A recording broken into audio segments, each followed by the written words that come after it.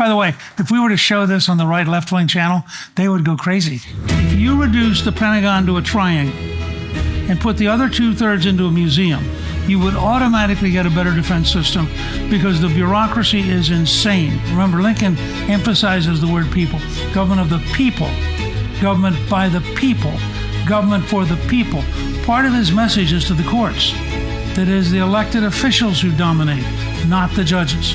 If you move from a sick care system to a health care system, you combine that with the other things I just said, you'd be in a balanced budget within 5 years. And so I want to ask you, what are the big differences between the Democratic Party of when you were Speaker of the House and the Democratic Party now? Well, there's a difference between... You're pretty bullish about the future of America. So I want to know, are you in fact optimistic and why? Well, first of all, I'm an American. And the history of America has been that over time, things get better. There are difficulties, there are problems. There's a Civil War. There's a Great Depression. But we just keep coming. And part of that's because we liberate what is now about 335 million people. And we say you're endowed by your Creator with certain unalienable rights, among which are life, liberty, and the pursuit of happiness. Not the guarantee of happiness, the pursuit. And somehow that culturally translates into the most entrepreneurial, chaotic, difficult to organize society in history. And as a result, the churning effect just leads to very cool futures. Well, you're a historian. So John Adams, Thomas Jefferson, they believed that there is a natural aristocracy that should be our leaders. And these are people that are obviously of great merit, of great intelligence. So it's not that elites are by default bad. If they're enlightened and they're connected with the public they're supposed to represent, contrast that with the ivory tower progressives, Washington swamp class that had been ruling us for the last 4 years. So what virtues and qualities should we be cultivating in the next generation of conservative leaders? Well, I mean, first of all, it's useful to remember that the term pursuit of happiness actually came out of the Scottish Enlightenment and meant virtue, not wealth or, maximum level of sex or drugs. Second, Gordon Wood, who's probably the best historian of the American Revolution intellectually, wrote a terrific book and said, somewhere between 1800 and 1820, the world of the gentry was replaced by the world of everyday people. And it was a very profound shift, and one which I suspect Washington and Jefferson, not so much Adams, who came out of a hardworking entrepreneurial background in Boston, but certainly for the Virginia aristocracy, this was a shocking future. And it's the one we inherited. It's the one Tocqueville describes in Journeys to America. And it was a sudden realization that, and this is one of the great challenges, if you create a truly free society, then, and this is, of course, part of what happens with the anti-Trump Republicans, all of a sudden, all those strange people show up. And that's what happened with the aristocracy as they suddenly were faced with voters. Andrew Jackson is sort of the quintessential turning point because those weren't the people you invited to Sunday dinner. And suddenly you had this explosion of common people. Lincoln is the classic example because he was born into poverty, learned how to read by the fireside, probably, as he himself said, had at most 3 years of formal education, studied the law with a lawyer, became probably the most impressive of all of our presidents. You couldn't imagine, even today in Europe, if somebody like that emerged in Europe, they'd arrest them. But they wouldn't. I mean this literally. The European elites are so desperate to retain control that they're literally locking people up. And this is happening all across Europe right now, because otherwise, everyday people will show up. How could one go to Brussels and just have everyday people there? What would be the point? And it's an amazing revolution. We are the most revolutionary society in history. And I would say, in part thanks to Donald Trump, and in part thanks to the sheer brute force of the American people, we are today going to remain the most open revolutionary society in human history. It's very consoling to hear. I believe that as well.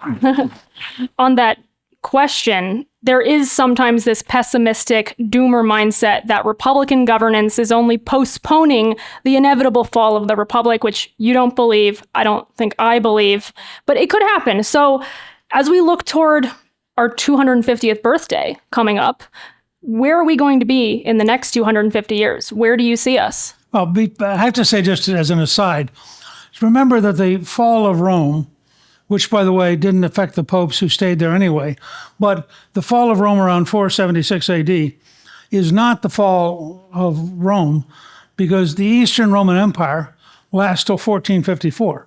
So it's 1,000 years later. So sometimes we create these artificial historic moments, and then we decide they mean something. I'm actually trying to convince the White House and others that the 250th anniversary should be two things: retrospective and prospective. And that's partially because I'm a space nut. In I think it was 81, when I was a sophomore, I introduced a bill which applied the Northwest Ordinance to the moon. That is, the Northwest Ordinance had been written in 1787 to create the framework for applying for statehood. So I took literally the language of the Northwest Ordinance. When you get to 20,000 people on the moon, you can organize. When you get to the same population as the smallest state, you can apply for statehood. Now, I have to say, it probably did not enhance my image as a thoughtful, deep-thinking person. On the other hand, Elon Musk is beginning to make me sound like I may be reasonable maybe it may take 50 years longer than I thought. But I actually do believe that between the moon and Mars, you'll end up with an extra planetary state sometime within the next century. So the frontier is very vast and very great, it sounds like. And it's everything. The frontier is you're likely to live to be 50 years longer than your parents. The frontier is we know nothing about the deep sea. When you start talking about the very deep ocean, very scary. We know remarkably little about it. Now, the frontier is our increasing understanding of the basic biology, which turns out to be unbelievably more complicated than we thought. The frontier is, frankly, how we interact with ChatGPT and its successors, and how we're going to dance together. And, people say, oh, this is going to be terrible. In the current period, less than 3% of the country raises crops, and we raise more than we can absorb. The major current crisis is that we produce more product than the market can safely absorb. In 1800, 97% of the country were farmers. Now, has it been a crisis? Well, the same thing's going to happen with us with GPT. Many of you who are going to see your jobs disappear, by the way, are going to have to learn new jobs. And you will, and it will be amazingly exciting. And I personally think being a tour guide on the moon or Mars is a great career future. I would literally tell my grandchildren that that's not an irrational goal. So we'll be learning how to code, and we'll be giving tours on planets. Great. Well, hey, I think it's a good goal, actually. So I want to talk a little bit about your book, Trump's Triumph, America's Greatest Comeback, which I understand. Bless you, my child. Yeah, which, by the way, came out today as number 4 in the New York Times. And let me share with all of you, to have both the name Trump and the name Gingrich on the same book and get to number 4, you must have sold a lot of books. So there's some phenomenal chapters in there, and there's a few that stuck out to me. The first was you had a contention in there that the cultural issues were the Achilles heel of the Democrats in this past election. And Reagan set this precedent, I believe you suggested, of taking the 80% on 80-20 issues, taking extremely popular positions. Trump did the exact same thing on DEI, on gender ideology in America's institutions, and the electorate responded very positively. How do Republicans continue to capitalize on that? I would recommend to every serious student of this business to read Tom Evans' book on the education of Ronald Reagan, which is a study of Reagan's 8 years at General Electric, because he worked for a vice president of General Electric who had to negotiate with 7 unions, 5 of which had communist leaders. This is the 1950s. And he knew he could never negotiate effectively with the 5 communists. So he invented a strategy that he would so educate their members that they would never vote for a strike, thereby taking away from their leaders their most effective weapon. And Reagan went out, he wanted somebody to communicate this new strategy who was a positive person. He hires Reagan, who's at the end of his movie career. Reagan spends 8 years, goes to over, I think, 470 factories, gives speeches and then answers questions from blue-collar workers. So by the time he gets into politics, he's unbelievably well-trained. But what Reagan really learns is that if you move public opinion, the leadership has to follow. Now, Lincoln had captured this in a wonderful phrase that with public sentiment, nothing can fail. And without public sentiment, nothing can succeed. And if you studied Lincoln in the painful first 3 years of the Civil War, you were looking at a genius at somehow intuiting exactly how far he could go at any given moment. And Reagan had the same experience. Now, I'd worked with Reagan. I started studying him in 65. I started working with him in 74. And served, obviously, when I was in Congress and he was president. I didn't actually understand how methodical and how systematic it was till I read Evans's book. So my first advice, for example, to the House and Senate, as they try to figure out this whole reconciliation thing is, study this model. If you convince people that paying for illegals on Medicaid and paying for crooks on Medicaid and paying for people who don't work on Medicaid is a legitimate reform, not a cut, you'll win. When we did welfare reform, we so decisively won the argument that we split the Democrats in the House 98-98. But we did it not because of us, but because of the American people. So my point is, power comes from the American people to the elected officials. Power does not come from the elected officials to the American people. So in any presidency, it's inevitable that there's going to be exogenous shocks. And obviously, there's a history of Republican mismanagement of crises, just like Democratic ones. The wars in response to 9/11, Watergate, the Iran-Contra scandal. And then this past 4 years, it was the Democrats' turn to fumble and to flounder. October 7th, the Afghanistan fall. And you mentioned in your book that is important for Republican candidates and presidents to anticipate, if they can, what's going on around the world so that these crises don't wreck their entire term. What is your advice to them? How can we conceptualize, because some of these things are unavoidable, but they can, with COVID, we saw that they can really disrupt an otherwise terrific tenure. Well, I'd say, first of all, the greatest difference between the world that we were in and the world we're now in is the collapse of the elite media. I mean, there was a period when the elite media could define reality. That no longer exists. And both the combination of the rise of the internet, the rise of podcasts, of radio shows, etc., the total weight of information on the right probably now is greater than the total information on the left.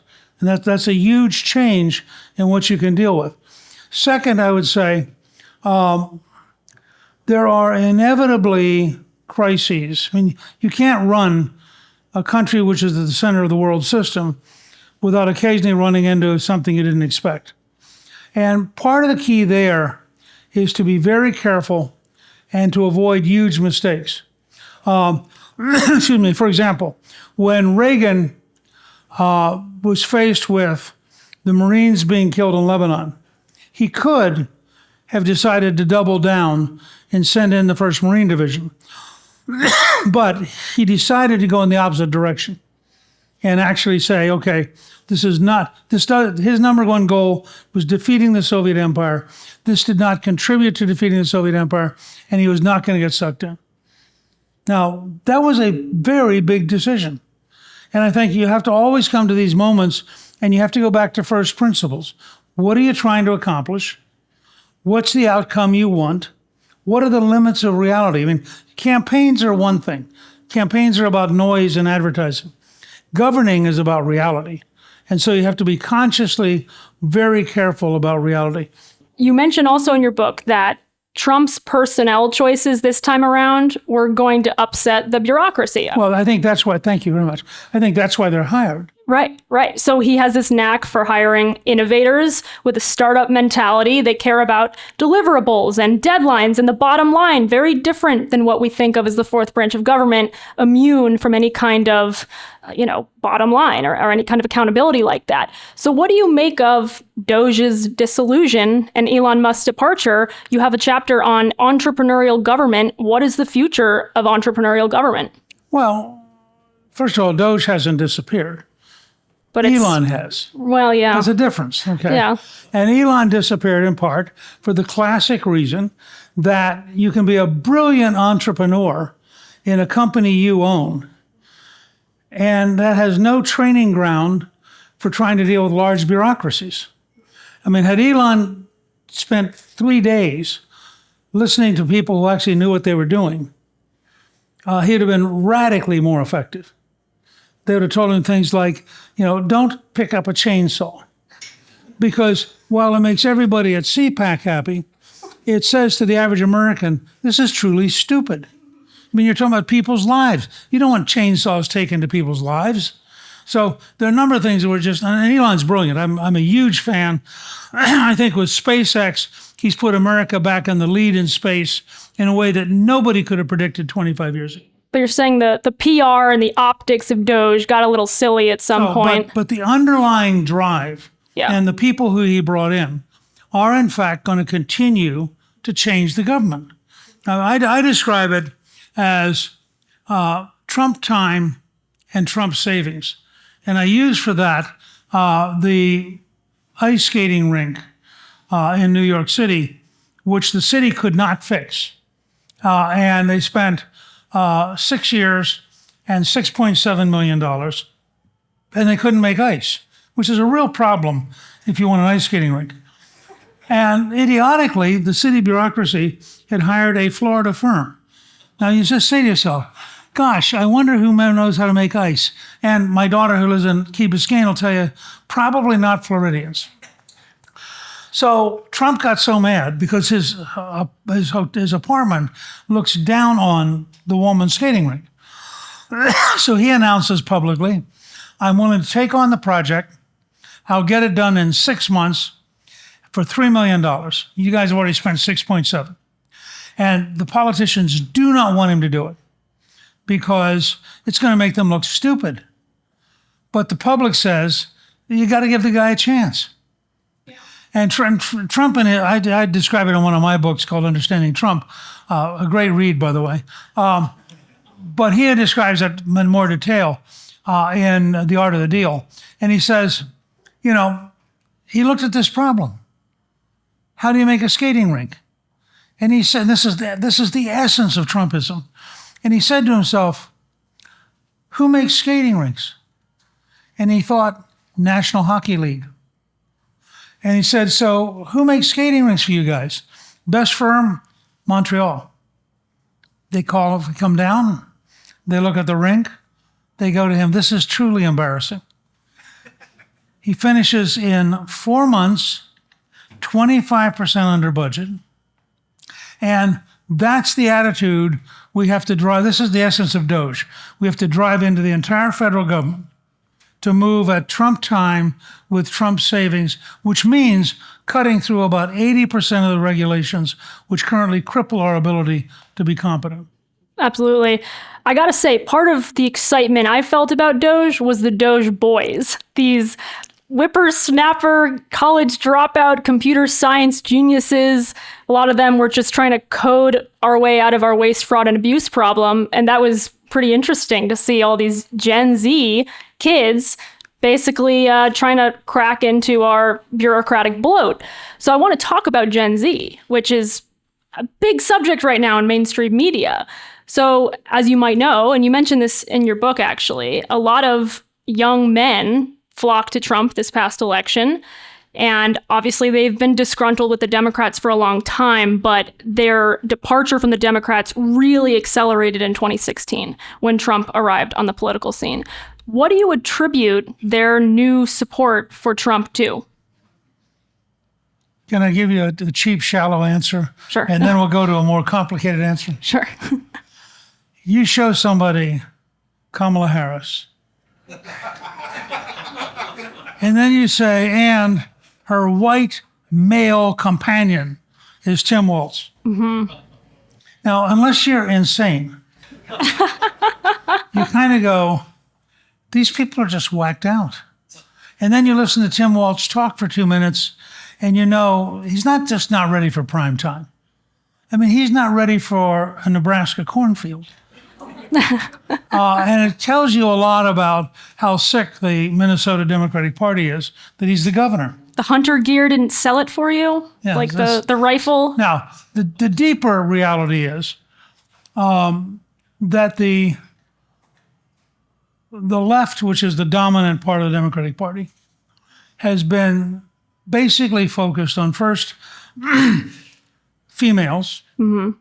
second transsexuals, third gays, and in that context have concluded that it's okay for you to be a male if you're subservient, mind your place, and realize that you're just sort of a vestige of a past era.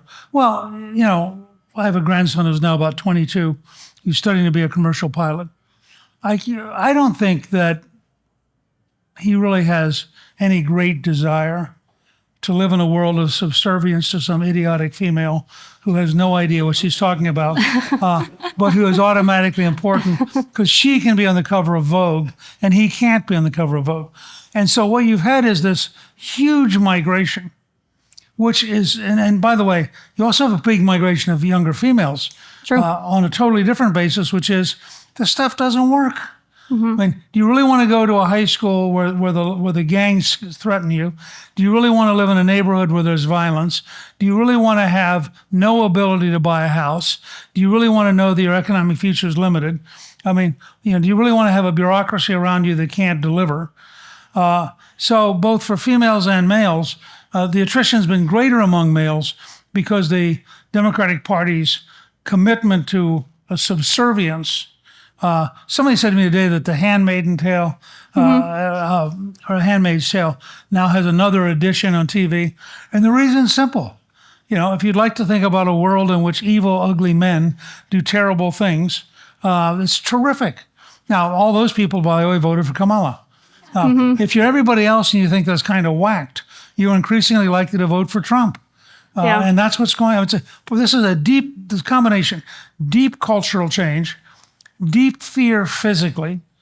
I mean, the Democrats became the party that said, you know, I really worry about an El Salvadorian husband who's a really decent guy in between being assessed with beating up his wife, and who really is a terrific guy, except, of course, for that time in Tennessee, he was picked up for trafficking in people. And I really am deeply, passionately committed to him. And by the way, I didn't notice the mother of four who was raped and killed in Eastern Maryland because, after all, she was an American, and that doesn't count. Well, people get that after a while. They begin to realize, okay, you're the party of them. I want somebody who's the party of me. And it turned out Donald Trump's the party of me. Absolutely. I also think... By the way, if we were to show this on the right left-wing channel, they would go crazy. I hope they do. I hope they do. Well, it seems like the Democrats' dilemma, though, is that after years of demonizing young men as the root of all evil in society, now they're in a pickle because they need them. They need to recruit them for their electoral viability. Their political math is not going to add up very well if they don't get young men back. But I think you're right that, you know, they were very alienated by the entire cultural moment. A lot of it, I think, was BLM dictates. It was the COVID regulations. It was this cancel culture. The Democratic Party has evolved, it seems, from your time to the point where it's just about dictating every single part of your life. And I think young men revolted at that. And so I want to ask you, what are the big differences between the Democratic Party of when you were Speaker of the House and the Democratic Party now? Well, it's a difference between your cousin who occasionally gets slightly drunk and his cousin who is insane and you don't want him to come home. What can I tell you? Yeah. I did Maria Bartiromo and this morning, and it was very cool. She started with Bill Clinton's State of the Union the first year I was Speaker, January 95. And she has this clip, which I've since put on both X and Truth Social, in which Clinton goes on at length about illegal aliens. Remember, the term you could not use now because it would be inappropriate. And it fine says, we are for immigration, but we are also for the rule of law. And you read this thing and you say, okay, and I said this on my posting. So do you think he's more like the governor of California or more like the president? And there's no question. In 1995, Bill Clinton represented the left wing of an essentially common sense America. Starting with Obama, the Democrats left America and began to be this weird left wing, largely third world. We all should feel guilty. The French intellectuals were right. We should be ashamed to even be here. And what can we do penance for? Because something my great-grandparents did must have been terrible. And if it wasn't because they actually weren't here yet, it would have been if they'd been here. So I should feel guilty even if they were never here. And that's now, I had a good friend who was very smart, wrote me 2 days ago. He gave me a great line, which is that gang lives matter. And said that's the new battle cry of the Democratic Party. But he wrote me and he said that his friends who are liberal Democrats, when they get in a room with each other, they actually think all this stuff is cool. So they're for all the demonstrations. They're for the governor of California standing up and saying totally insane things while the screen behind him has cars burning. Because they somehow think that if you are vigorously enough anti-Trump, you are going to win by virtue of your moral integrity. And this particular person who's very smart and not necessarily automatically a Republican said to me, these people are crazy. And if they stay on this track, they will be down to 25% support by next summer. And the election of 26 will be catastrophic for the Democratic Party. Yeah. Yeah. Well, speaking of a saner Democratic Party, you mentioned Bill Clinton. In collaboration with him, to my knowledge, you were able to balance the budget 4 times. Yeah, the only time in a century. Yeah, that's very impressive. Think about that. Your great-grandparents were not alive the last time we balanced the budget for 4 years. It's scary. That's how long it's been. It's scary. Well, but the key was pretty straightforward. 2 things. One was in the Lincoln-Reagan tradition. 92% of the country wanted a balanced budget. We'd won the argument, and therefore we had moral authority. The other was, and it's sort of happening now in a clumsy way with the reconciliation bill. Clinton and I sat in a room for 35 days, and we negotiated inch by inch by inch.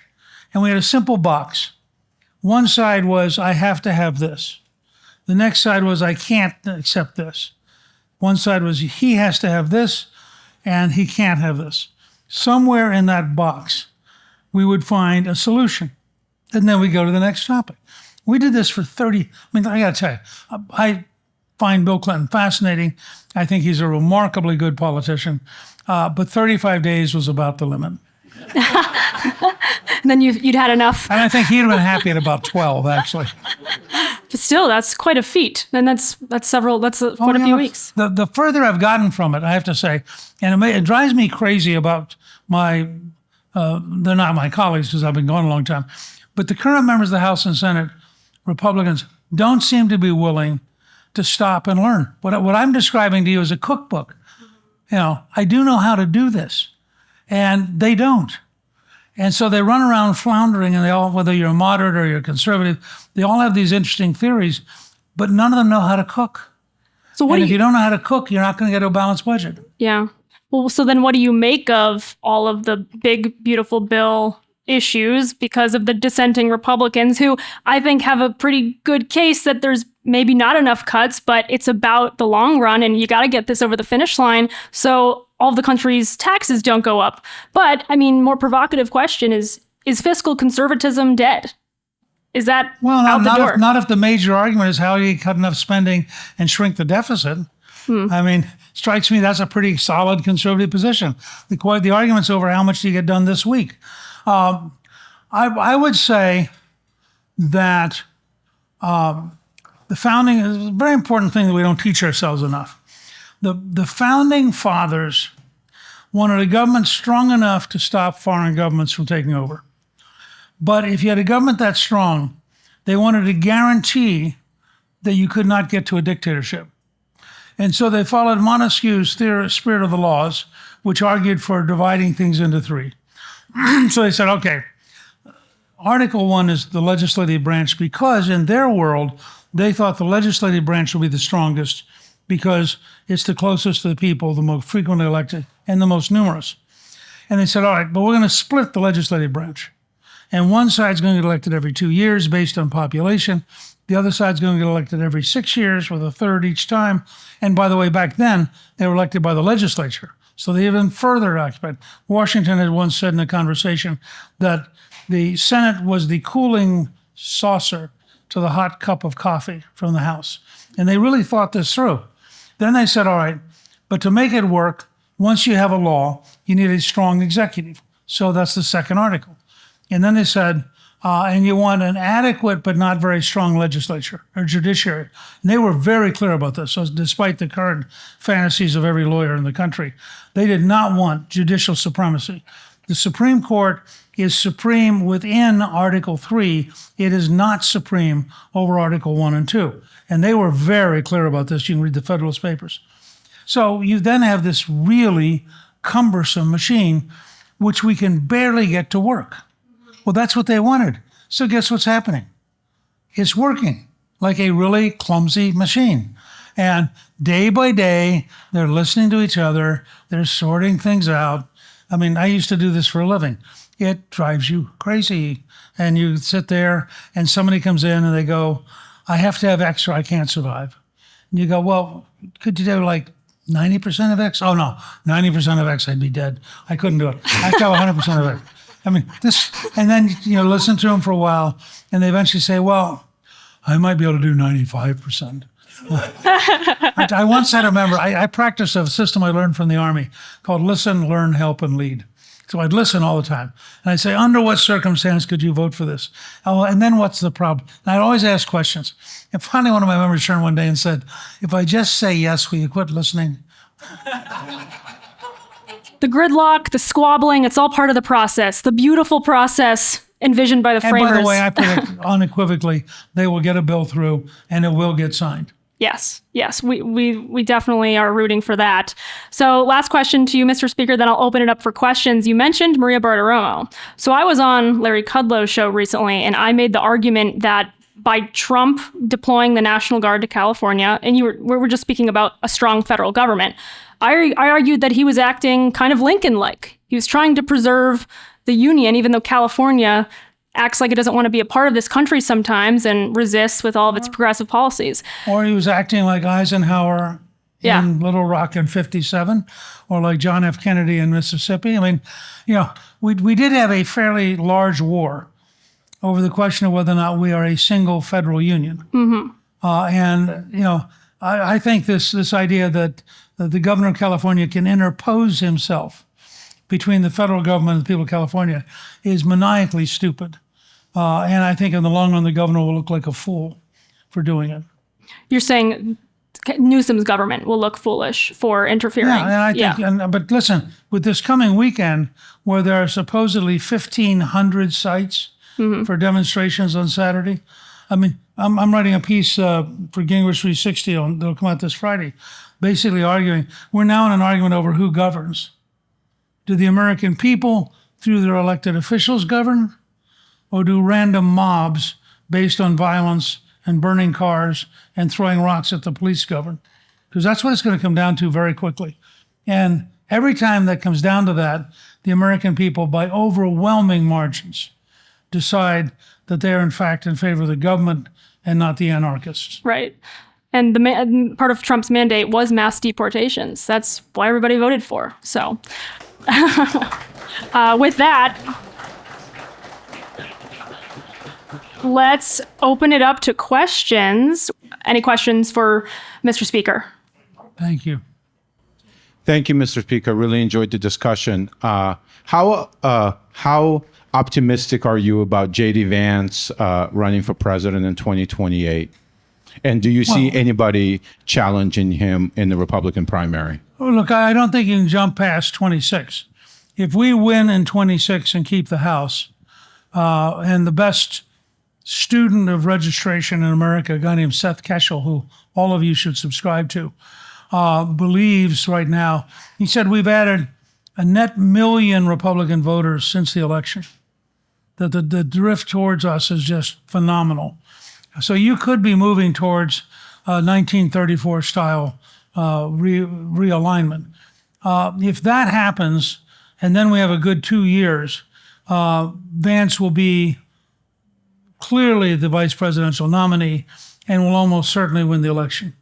But all of it comes down to, can we in fact get the job done? If we get the job done, the American people are going to reward us. If we don't get the job done, they're going to fire us. You mentioned the problem of the courts, and right now we're dealing with a lot of these questions, especially with deportations on the courts. At what point does Trump need to say that his Article 2 powers sort of supersede these problems, and he's able to sort of disregard in the proper way a lot of these stops on his ability to do these things? I testified a couple of weeks ago at the House Judiciary Committee, and I appended a 50-something page paper which Vince Haley and I had written back in 2011 on the problem of district judges. And I said that I started my testimony by reading 14 names. And they were the 14 judges whose courts were abolished in the Judiciary Act of 1802. It's a very important concept. Jefferson did not try to impeach them. He eliminated the courts. And therefore, their lifetime appointment could no longer be valid because there was not a court to be appointed to. So, and my position is, and after the day after I spoke, Darrell Iss's bill limiting the district courts to only district-level injunctions passed the House. There's a similar bill in the Senate with Chuck Grassley. Either the Congress has to pass a bill restricting district judges, or if he would do his job, the Chief Justice has to step in and insist that there cannot be nationwide injunctions issued by a district court. Or we have to go to the more draconian model, pick the worst judges and abolish their courts, thereby taking them out of the system. But I do not believe, and this is pure Jefferson. Jefferson, when asked about rule by judges, said that would be an oligarchy, and it would end the rule of law by the people. Lincoln at Gettysburg, when he says government of the people, and remember, Lincoln emphasizes the word people, government of the people, government by the people, government for the people. Part of his message is to the courts, that it is the elected officials who dominate, not the judges. And I think that we are drifting towards that same argument. And I hope, at minimum confusion, that we can sort out the courts. But in a necessary conflict, I think we'll have to do fairly dramatic things to restructure them, which is exactly what Jefferson did and exactly what Hamilton wrote about in the Federalist Papers. Hey, how's it going? Thanks for being here. I have a quick question about going back to fiscal conservatism and what you said about the budget deficit, because it was very impressive that you managed to balance it 4 times. But in our present situation, there's a lot of talk about the Doge cuts and how cutting waste and fraud is going to somehow get us back to a balanced budget. And while I do think the Doge cuts serve a political purpose, I think as far as what they do to balance the budget, it's almost pretty much irrelevant, because even if you cut almost all discretionary spending, you would still have a budget deficit just because of the mandatory spending, which is entitlements, which is defense, which is interest on the debt, which basically means your only options are raising tax revenue or cutting entitlements and defense spending, both of which are very, very unpopular and would probably cost the Republicans in 2026 and beyond. So my question is, how within a democratic system are we ever going to get back to having a balanced budget? Well, I mean, first of all, we have factual proof that it can be done because we did it. So it's not a theoretical question. One of the things which frankly drives me nuts. I mean, I know how to do it. I feel like I'm a chef. I actually cooked this dinner. I could show you how to cook this dinner if you decided not to be an idiot. But if you want to be an idiot, go back and cook a really stupid meal, which won't work. Okay? So how do you do it? One, you rally the American people to the balanced budget. Because if we're going to run a deficit anyway, I want my money. Why would I give up my money if we're going to have a deficit anyway? But if the cost of getting to a balanced budget is that I have to give something up, I probably will do it. And we found that made a huge psychological change. Two, you've got to get maximum economic growth. The difference over 10 years of 3 or 3.5 or 4% growth versus the Congressional Budget Office's socialist left-wing, totally destructive model, which should be eliminated. They should abolish it. It's wrong by trillions, and it is an anti-free enterprise, anti-capitalist model that's just crazy. You get to 3-4% growth, the amount of revenue you generate the right way, not raising taxes, but having more people earn more money and have more people employed. So that 2 is economic growth. 3, you have to have big reforms. If we had not passed welfare reform, the largest single socially conservative reform in your lifetime, that changed almost everything. Well, you can apply the same thing today. And by the way, the country overwhelmingly agrees. A majority of the people on Medicaid agree that Medicaid should not go to able-bodied adults who refuse to work, which is, by the way, what happened to us in 96. It turned out a majority of people on welfare thought we ought to go to a work requirement. So you have to have big reforms. Finally, if you're really serious about this stuff, and by the way, you do want to be, so I'll give 2 more, 4, I'd say, learn to be frugal. I talk about Trump time and Trump savings. Apply it to the Pentagon. You don't need $1 trillion at the Pentagon. I mean, what you have at the Pentagon is a conspiracy between giant, incompetent, corrupt bureaucracies in the government, giant, corrupt bureaucracies in the private sector, lobbyists who take care of the Congress. There are things in the Pentagon. I tell people all the time, if you reduce the Pentagon to a triangle and put the other 2/3 into a museum, you would automatically get a better defense system because the bureaucracy is insane. It makes no sense in terms of defending America. So you can save, you should be able to save, if Trump's projecting $1 trillion, you should basically save $250 billion of it by just being semi-smart. If you were really smart, you'd get about 400. But let's just stay at 250. Finally, make America healthy again changes everything. I wrote a book on this, by the way, to show you the depth of my frustration.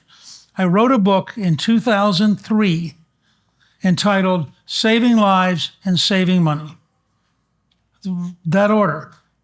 Health is a moral issue. You have to save lives first, and then you're allowed to save money, which is why every time you lead with a reform which has money, people get rigid because they think you can let them die in order to save a buck. But if you lead with better health, we have a sick care system, and I recommend to all of you to read the Maha report on children's health. It is devastating. If you simply got to a reasonable reform, I believe, and I've done this now for well over a quarter century, I believe you take 4% of the gross domestic product out of spending. Now, remember, 18% of the economy, 1 out of every $5 basically, is health. So when you tell me, I really want to balance the budget, by the way, you can't touch Medicaid. I really want to balance the budget, but you can't touch Medicare. You really can't make the hospitals mad. You really don't want to take on the pharmaceuticals. Well, then you're just kidding yourself.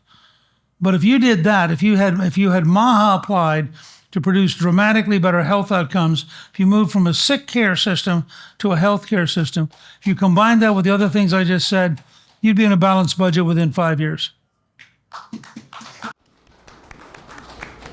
I love that. You both talked about the fact that young men have shifted just overwhelmingly in favor of Trump.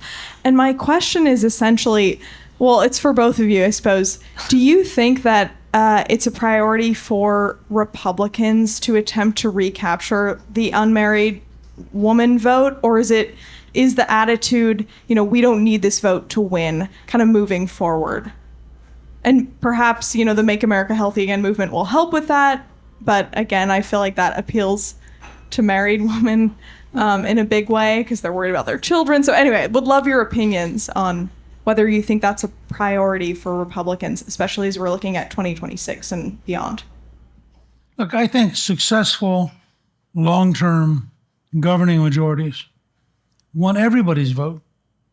And they want to get their vote by offering them a better future. If I can offer you a safer neighborhood, a better job, a better economic situation, more money in your wallet, a chance for your children, if you have any, to do better, a chance for you to live better, a chance for you to have a healthcare system where you live 20, 30, 40 years longer with less pain and less cost. Now, somewhere in that package, you could reach almost everybody in America except AOC and her nuttiest friends. So I don't think. Look, when I first started running for Congress, I was in Georgia. At that time, there was no Republican Party in Georgia. When we set out to campaign, and I was taking on the dean of the delegation during Watergate, I ended up losing, but I got 48.5%, and then came back and ran 2 more times. Finally won on my third race. The second one was Jimmy Carter at the head of the Democratic ticket. I got 48.3%. But when I first started running, I said to our team, we want every vote in this district except maybe the congressman and his immediate family. Well, it turned out that his next door neighbor had been in a property fight with him and hated him. And so one afternoon, his neighbor called and said, "Can you get me the biggest possible yard sign so that every time he drives home, he has to see your name?" Well, I was a college teacher and I had lots of volunteers. And so we painted a 4x8 sign and took it out and put it there so that for the entire rest of the campaign, every time he drove into his neighborhood, he's faced with Newt Gingrich. And I would say to you that this is true of the Rooseveltian majority. It's true of Jefferson, who destroyed the Federalist Party. Great majorities want to reach out and help everybody and want to involve everybody. So they want it to a point where you have to actively repudiate being helped. And I think in that sense, we should go after every vote. I mean, ethnic background, male, female, we should go after every vote by offering a better future and a better life. I have a few things to say on that. Great point. I have a few things to say on the young women question. So I think the Republicans' problem is that because they don't have a cultural monopoly on anything, they cannot resonate with young women. And there's one other very scary statistic that they would have to face. As young women have lurched left, that's coincided with the decline of marriage as an institution. So Gen Z is more likely to be single, I believe, than any other generation in the past. So they're not even dating. But bigger than that, young women are increasingly not getting married. And marriage has been historically a spiritual, financial, emotional, political anchor that has kept them more inclined towards the right. This is only a modern phenomenon. Only since the 1980s have young women trended left. So it's really not that old of an issue. They used to be much more Republican. So we need to confront that, the marriage issue, and the interaction romantically between young men and young women. They're just not, they're not on good terms like they used to. I mean, I'm sure our parents' generation, all of the young people in the room tonight, it was not uncommon to know of a couple where there was one Democrat and one Republican, mixed marriages. That today seems like it's out of the question because they're worlds apart. They're almost on different planets. So there's that, and there's also, let's be real, the feminization of the university. Gender studies has exploded as a discipline, and what does that teach these young women? It teaches them that men are intrinsically evil and that they need to repent for their patriarchal sins. And it's DEI obviously is also still widespread in the university system. Even as Trump has tried to crack down on DEI, it's still very much a culturally pervasive problem. Pop culture consumption. Young women have no alternatives to call her daddy. They just don't. And so there needs to be very concerted efforts to create those so that what they're consuming is not degenerate, hedonistic garbage. Last thing I'll say is, to Mr. Speaker's point, I think everybody should be on the table for the Republican Party.